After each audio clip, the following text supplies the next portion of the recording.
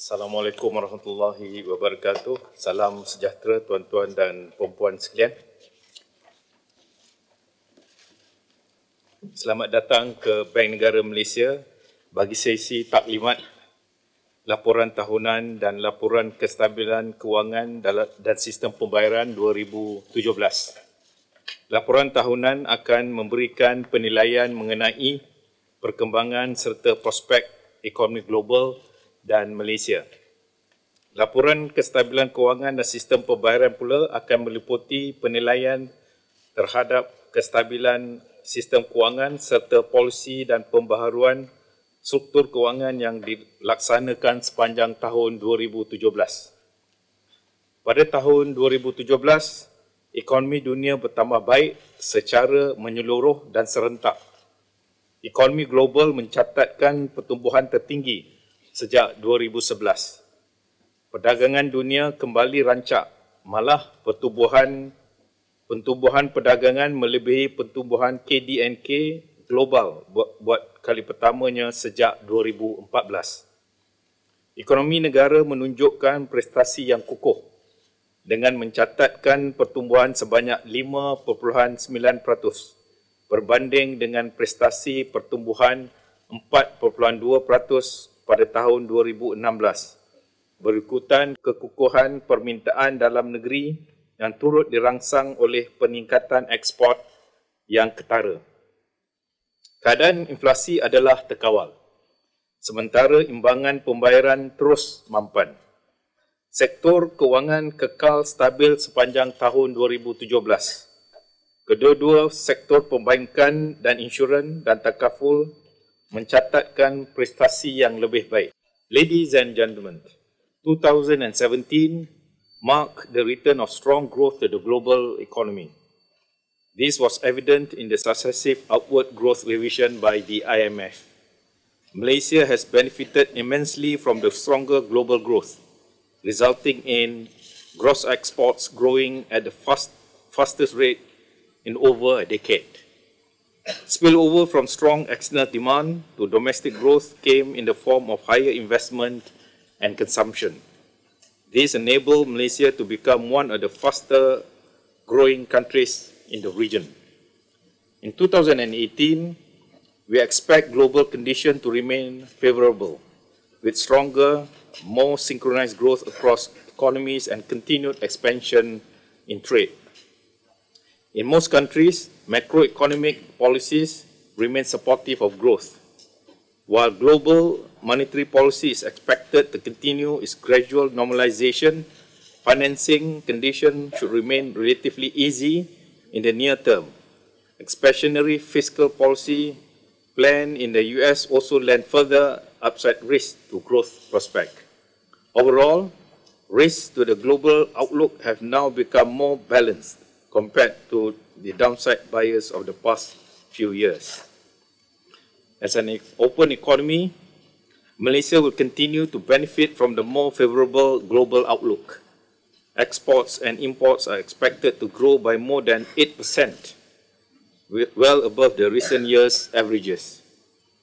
Export is also expected to exceed 1 trillion ringgit mark for the first time. Our balance of payment position will remain resilient, with the current account registering a healthy surplus of 2 to 3% of gross national income. Positive spillover from external demand to domestic demand, which occurred in 2017, is likely to be repeated in 2018. As such, the Malaysian economy is projected to grow by 5.5% to 6% in 2018. Growth will be supported by continued expansion in all economic sectors. The services and manufacturing sectors will remain as key contributors to growth. On the demand side, growth will continue to be anchored by the private sector. The external sector is expected to provide additional impetus to growth. Private consumption is projected to expand by 7.2% in 2018. Higher than the average growth of 6.9% between 2011 and 2017. Household spending will be boosted by favorable labor market conditions, lower inflation, and the continued implementation of government measures. Employment and wage conditions are expected to remain supportive of growth as hiring sentiment improves. If you look at the chart, it shows an upward trajectory. Private investment growth is expected to be sustained at 9.1% in 2018 compared to 9.3% in 2017, driven by ongoing and new capital spending in both the manufacturing and services sectors. The indicators point to businesses becoming more optimistic on the economy, with strong global demand and favorable financial and financing conditions. Capacity utilization was also significantly higher at 82.6% in 2017, compared to 77.5% in 2016, implying firms need to invest to keep up with production levels. Private sector activity will continue to be supported by sustained financing growth in 2018. Loans to SMEs remain forthcoming. On the inflation front, headline inflation is expected to average between 2 to 3% in 2018. Inflation is expected to moderate due to the smaller contribution from global cost factors, while global oil prices is expected to increase. The magnitude of increase will be smaller compared to 2017. A stronger ringgit will also mitigate some of the external price pressures. Nevertheless, inflation outlook in 2018 will be subjected to movement in global oil prices, which remain uncertain.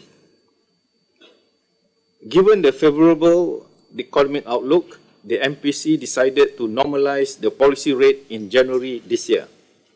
The OPR increase was not a tightening policy, but a normalization to ensure that the growth is sustainable. An economy growing at a sustainable pace will ensure continuous income growth and more job creation for Malaysians. However, monetary policy is ultimately a blunt instrument and will affect the different segments of society in varying ways. The bank is cognizant of the pressing issues such as the cost of living, income distribution, and affordable housing.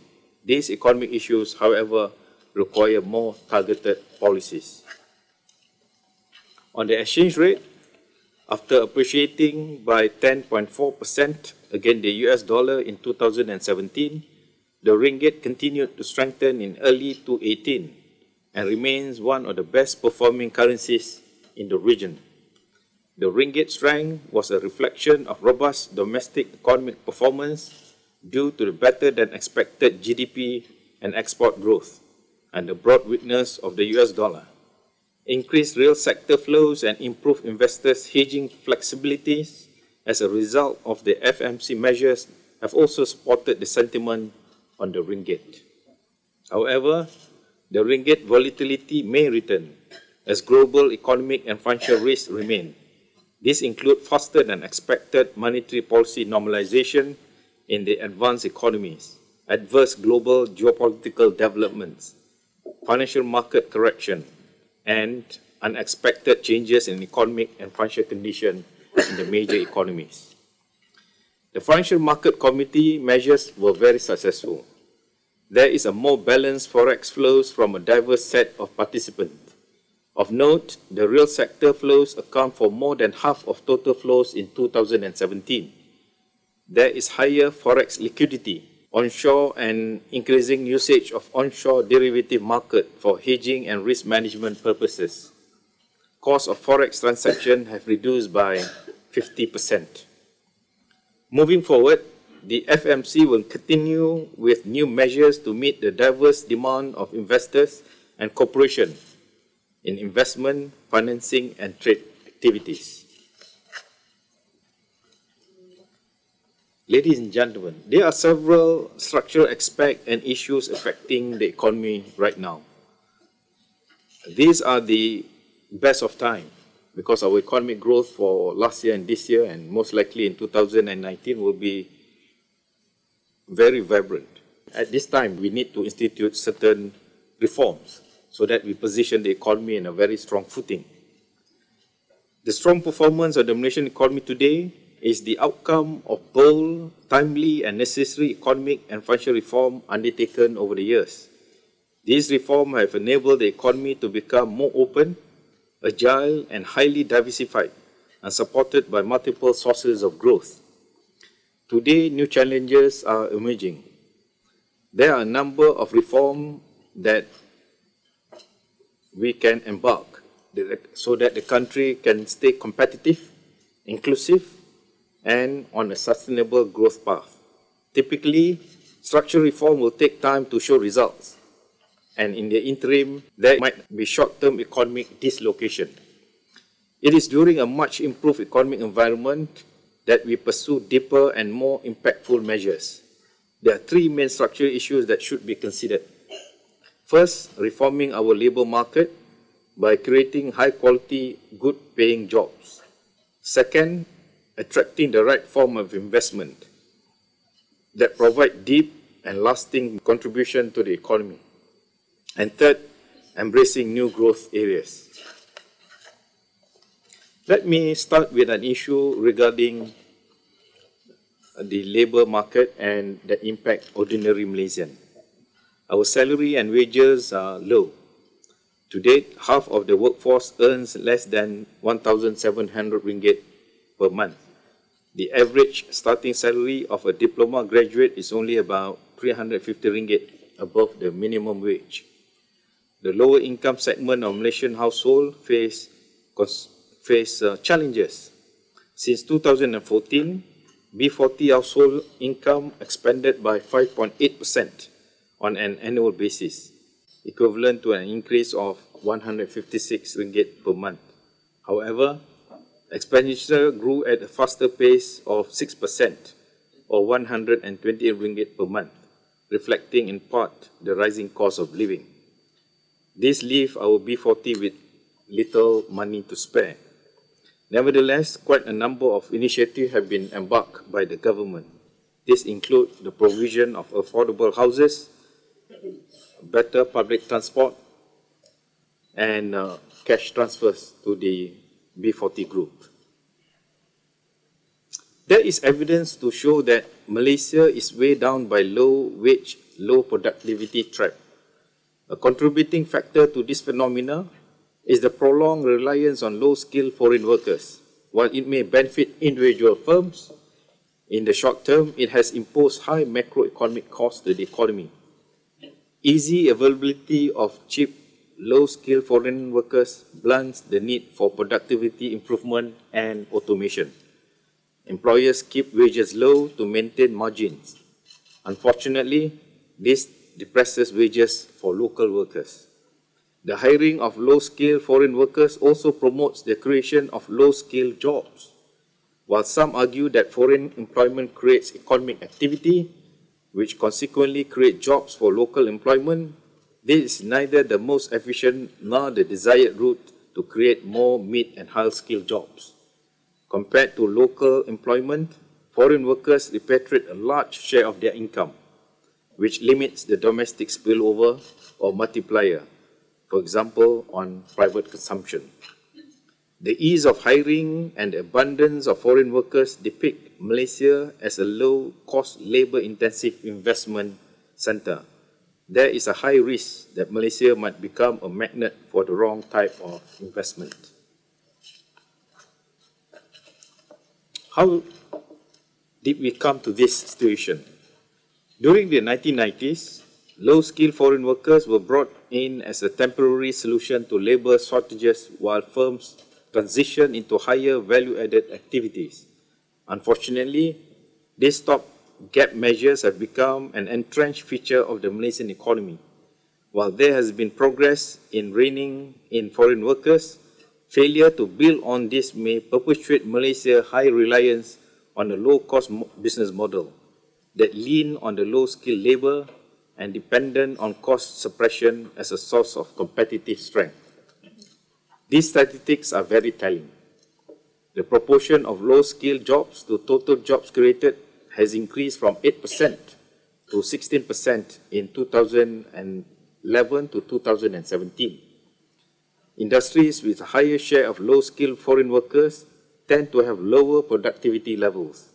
Not surprisingly, industries with higher dependence on low-skilled foreign workers tend to command lower wages. As Malaysia develops into a high-income nation, it is timely to aspire for all citizens to attain at least a minimum acceptable living standard. Such living standard goes beyond attaining basic necessities. It includes a meaningful participation in society, personal and family development, and freedom from severe financial stress. At the same time, it does not reflect spending to achieve an aspirational lifestyle.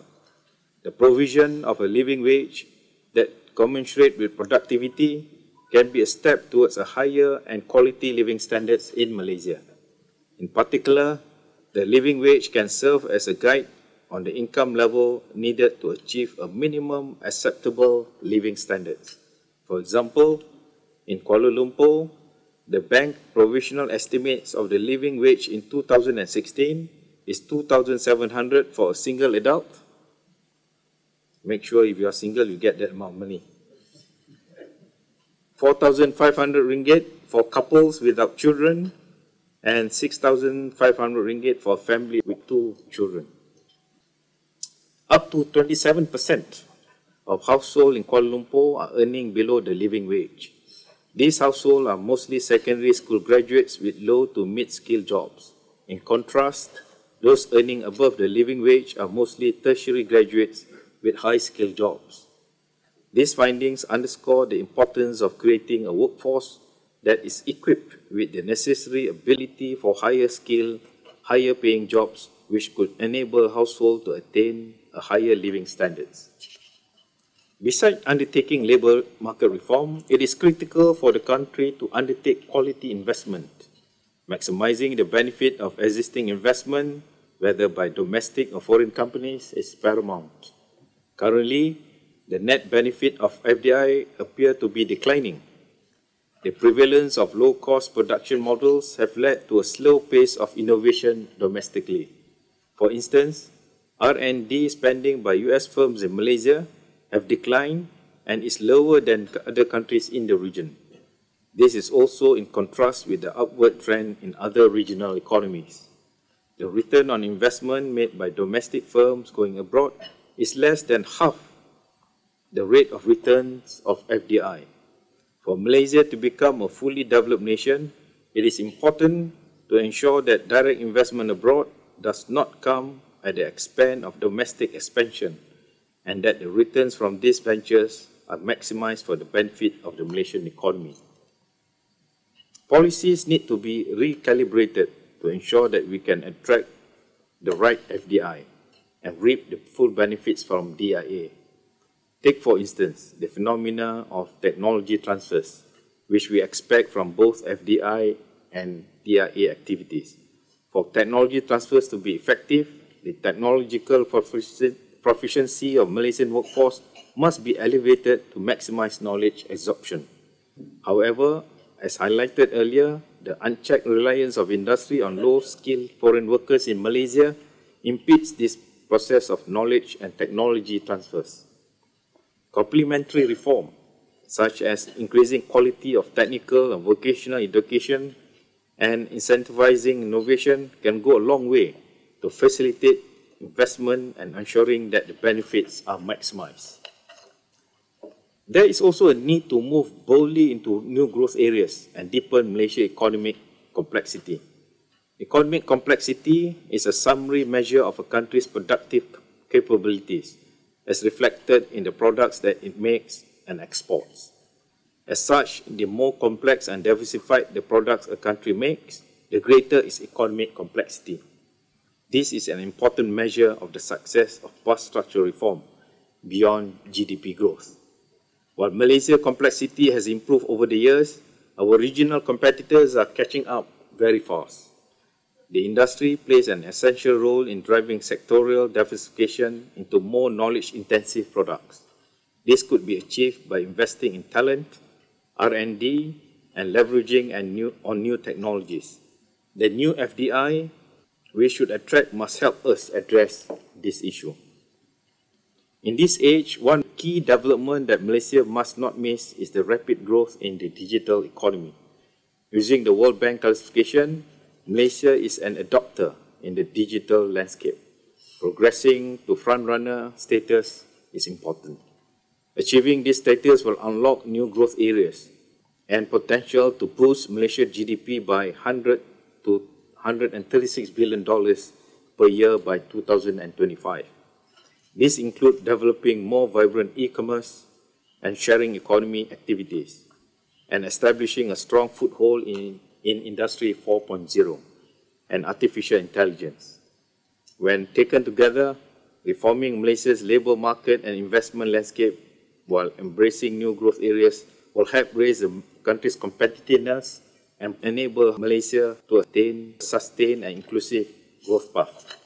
Let me close by bringing the presentation back to the economic outlook for 2018. There are three possible external shocks that may affect Malaysia this year. The first pertains to the increasing harmful impact of trade protectionism. More constructive dialogue is needed to avoid escalation of trade wars that benefit no one. Second, involve potential adverse market reaction to monetary policy shift in major economies. And third, re-emergence of volatility in financial market and commodity prices. It may trigger abrupt correction in the financial market.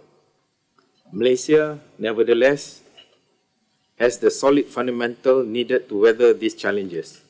The diversified nature of our economy, reserve adequacy, and ringgit flexibility will continue to anchor economic resilience.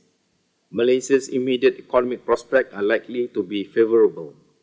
However, let us not lose focus on building a highly competitive, dynamic, and relevant Malaysia on the global stage. Let me briefly report on the bank financial position. For the year 2017, the financial position of the bank remained stable. As at 31st December 2017, total assets amounted to about 450 billion ringgit. Out of the net profit, about 7.5 billion ringgit, 4.9 billion ringgit was transferred to risk reserve, and 2.5 billion ringgit was paid to the government as dividend for 2017, with the remaining 0.1 billion ringgit transferred to our General Reserve Fund. Let me move forward to the Laporan Kestabilan Kewangan dan Sistem Pembayaran 2017. In 2017, domestic financial stability was sustained. Both the banking and the insurance and takaful sectors performed better during the year, with sound profitability. Stress tests conducted by the bank affirmed financial institutions resilient to severe macroeconomic and financial shocks. At the end of the stress test horizon, solvency position of both banks and insurers remained well above minimum regulatory requirements. Domestic financial market also remained orderly in 2017 amid lower market stress levels, with the presence of long-term domestic and foreign investors providing stability and liquidity to the market. For 2018, the bank will continue to be vigilant against risks from increased volatility in financial market arising from tighter monetary conditions globally, geopolitical risks, and increased trade tension.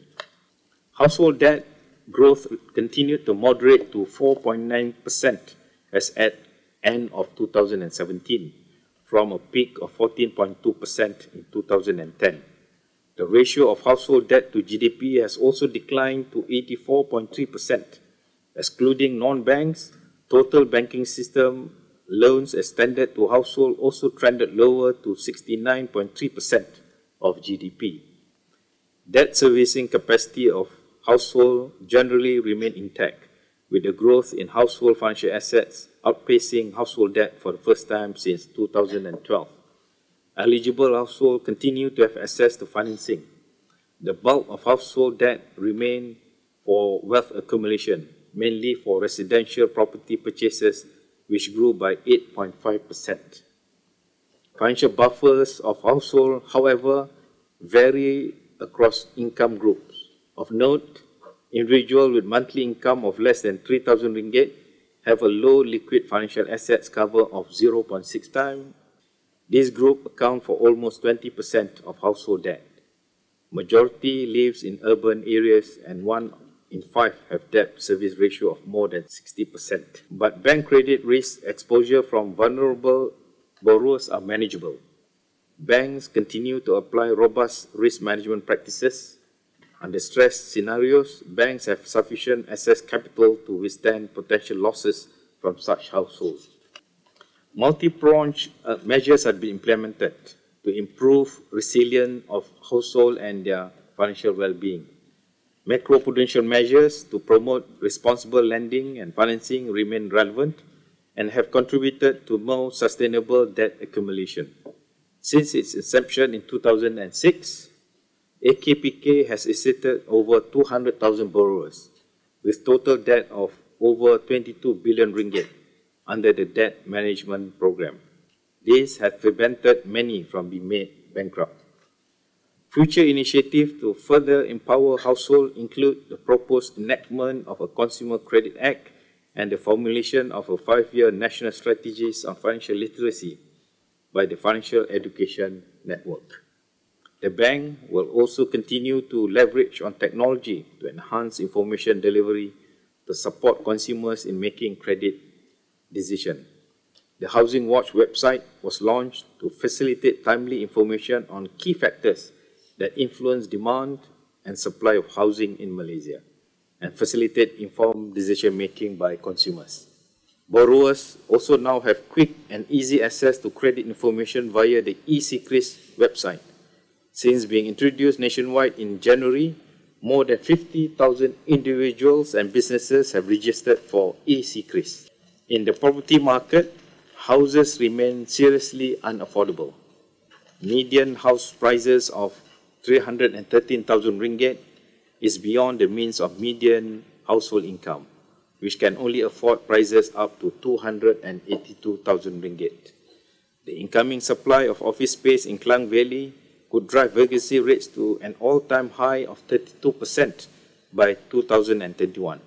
The incoming supply of 140 new shopping malls by 2021 in Klang Valley, Penang and Johor will also worsen the oversupply in this segment. Banks can withstand a slowdown in the property market, but there is an urgent need for coordinated action by the authorities, property developers and other stakeholders to reduce market imbalances, as delays may risk aggravating the issue.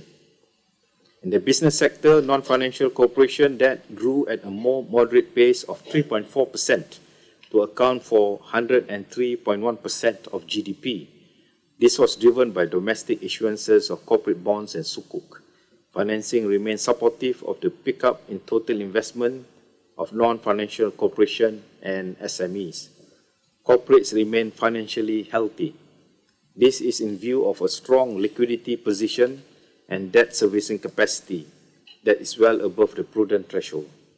While overall asset quality of business loans was sustained, persistent vulnerabilities continued to affect the oil and gas related and real estate sectors. Going into 2018, domestic financial stability is expected to be preserved. Managing the high cost of living will remain a challenge for some households. However, favorable labour market conditions and continued income growth will continue to support their debt repayment capacity. The oversupply of luxury high-rise residential properties, office space, and shopping complexes is expected to persist. If left unchecked, this could pose risk to macroeconomic and financial stability. In the business sector, uncertainties in the sustainability of oil prices will continue to weigh on the oil and gas industry. The bank continues to be vigilant against risks from increased volatility in financial market and from development in financial technology and cryptocurrencies.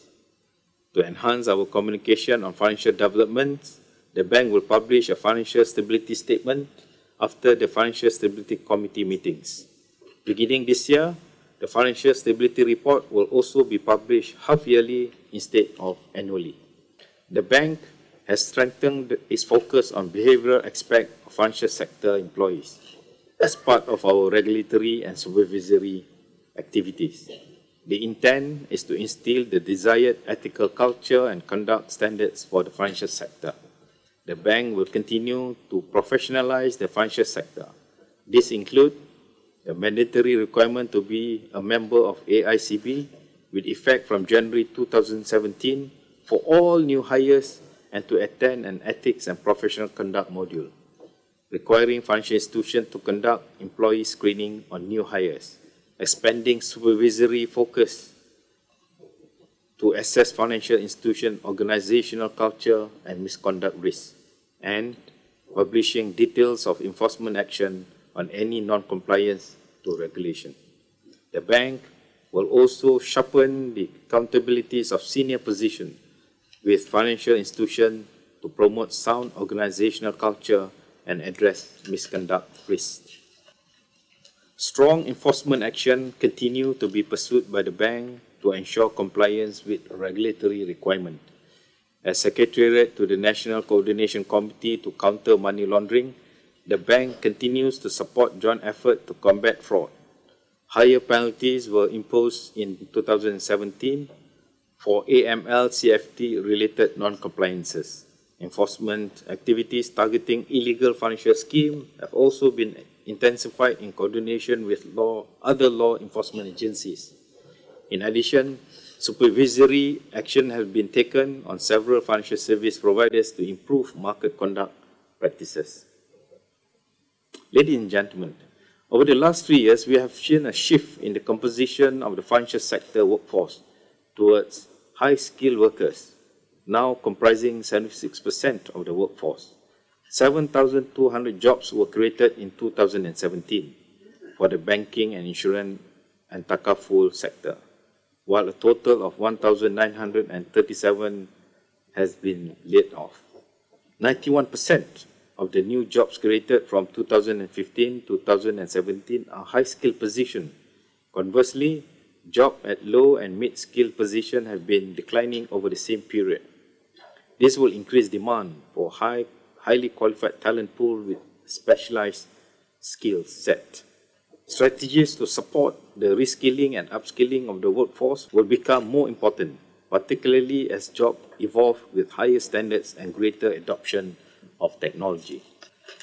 In line with our effort to develop talent for the financial sector, the bank, with the support of the financial industry, has developed the necessary institutional infrastructure for the purpose of training and developing the industry workforce, professionalizing the industry with accredited certification, and improving industry knowledge through evidence-based research. With the infrastructure in place, effort to consolidate various education training institutions to the Financial Education Hub has been part of the bank's 3-year business plan from 2015 to 2017. Co-locating related institutions therefore offers operational synergies from shared infrastructure services and learning assets such as libraries and expert resources. Meetings and intellectual exchange of knowledge and experiences in one hub can foster a community of practice among financial service professionals. Setting up innovation lab can also facilitate industry research and experimentation. To achieve this, the Financial Education Hub is established to meet 3 criteria. 1. Centrally located in KL, close to the bank's own training facilities, Sasana Kijang, and accessible to financial industry. 2. Sufficient space to accommodate residential facilities and future expansion for long-term growth. And 3rd, a conducive environment for city campus. Over the past year, the advent of technology has helped support development for SMEs and money service providers. IMSME is Malaysia's first online platform facilitating SMEs to apply for financing online from multiple banks simultaneously. The platform matches SMEs' profile with suitable financing products from banks and government funds and schemes. The bank is also encouraged to note the introduction of the MSB Advisor apps by the Malaysian Association of Money Services Business. This complements the bank's effort to promote digitalization of finance and empowers consumers to make informed decisions when conducting money services transactions. Progress continues to be made to achieve the e-payment target, as we set out in the financial sector blueprint. The bank's reform have also delivered 2.3 billion ringgit in savings and incentive for the banking system, consumers and businesses. The new Interoperable Credit Transfer Framework, or ICTF, is expected to be a game changer. For the first time in Malaysia and likely in the region, banks and non-banks will be connected to a single network, ensuring seamless and secure mobile payment between banks and e-money accounts. The ICTF will spur greater competition and innovation and pave the way for higher service levels and superior customer experience while advancing financial inclusion objectives. Since the implementation of the FinTech regulatory sandbox, 7 solutions have been approved. These solutions have the potential to introduce important changes to the way financial services are delivered and consumed in order to better serve consumers. With the recently issued policy document for digital currencies, digital currency exchanges will become reporting institutions and need to comply with certain reporting requirements. These reporting obligations will increase the transparency of digital currency activities in Malaysia, but they do not in any way imply authorization, licensing, endorsement, or validation by the bank of these entities. To promote sustainable and quality growth, Islamic banks are positioning themselves to offer value-based products that better meets the needs of the community and the economy. This includes supporting entrepreneurs and social impact initiatives. The investment account platform provides for a new source and enhanced access to funding for business ventures with more competitive financing terms and variation in financing structure. In 2017, 95.3 million worth of funds have been raised through the platform. The Cash Wakaf initiative will also see return generated from Sharia-compliant instruments channeled to fund projects that promote economic empowerment, education, and health. On the insurance and takaful front, despite positive growth in premium and contribution, the penetration rate remained low. Our analysis show a large disparity across states and income levels, with significantly lower penetration rate observed among the less urban and bottom 40% segment of the population. These are also more likely to have the most need for protection given their low buffers to cope with unforeseen events. Recognizing this disparity, the bank endeavors to create a better ecosystem of products and distribution channels to cater to all segments and needs. 3 notable achievements in 2017. First, the introduction of a simple, affordable products under the Perlindungan Tenang initiative, specifically designed for the B40 group. Second, the introduction of direct channels and balanced scorecard framework for agents through the LIFE framework. And third, Phase 2 of the motor and fire tariff liberalization, which has introduced more competitive pricing and choice for consumers. Finally, I would like to bring your attention to microsite that we introduced since October 2017, factwatch.my. The bank has always advocated for greater disclosure and transparency to help decision-making and to build confidence. A rich information environment comprising not just facts, but opinion and experiences, both positive and negative, further helps in decision-making and validating the facts. In an environment where news and information can be shared rapidly on social media, there is a need to provide accurate and non-biased information. Misinformation and opinion treated as fact create confusion and can mislead and cause harm. Debunking misinformation quickly is important to create and maintain a healthy information environment. Factwatch.my aims to provide factual information to correct misinformation and address misleading claims. It does not provide an opinion. Factwatch will focus on areas pertaining to Bank Negara Malaysia, such as economy, financial sector, and financial consumers. Members of the media and the public are encouraged to visit factwatch.my as a source of reference. With that, I end my presentation.